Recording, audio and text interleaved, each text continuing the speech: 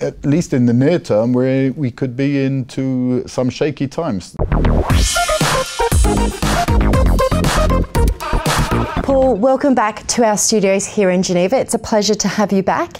And today we're going to be talking about the American Healthcare Act, which has been, very a buzz in the news recently, particularly because the Act, also known as TrumpCare or RyanCare, failed to make it through Congress, which is, as we all know, Republican held. So it was quite an embarrassment for the President and the House Speaker, Paul Ryan.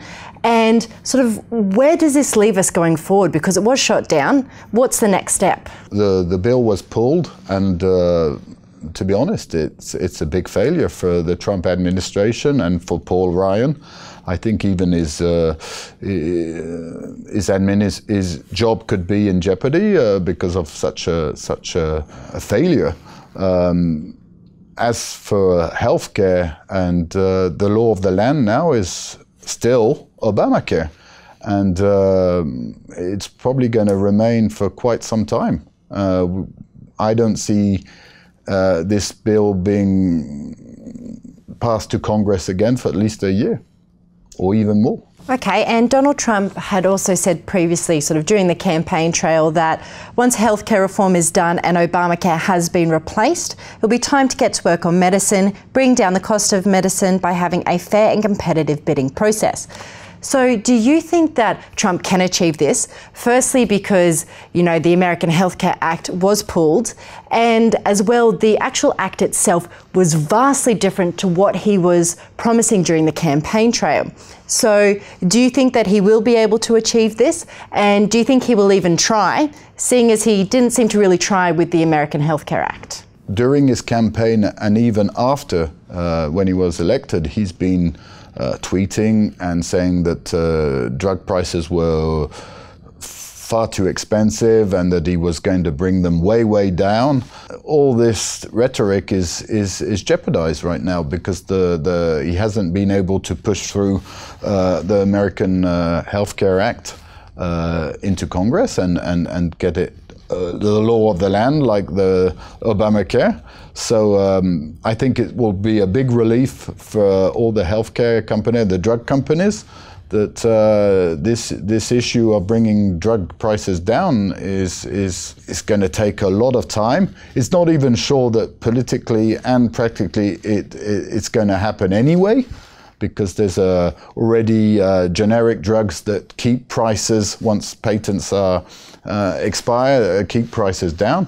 So for me, it's going to be a big relief for the sector, and I think people will be, even though we can tweet or send messages, the market will be desensitized by this rhetoric and this talk of bringing drug prices down. And sort of going by what you were just saying then, how the market is desensitized to Trump's rhetoric, which is, when he first came into power, became into as president, the market was really being shocked by pretty much every single tweet Donald Trump said. Whereas now we're seeing that the market's a bit more stable and not being so sensitive to his remarks. Do you think that we will continue to see this the market being less sensitive to Donald Trump's, what he's saying? And as well, do you think the market's also losing a bit of faith that he can deliver all these big promises, particularly, the big tax cuts he's been promising and the big economic stimulus?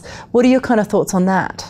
I think part of the market, the market has rallied about 9.6% since the election, if you want, and we've obviously named it the Trump rally.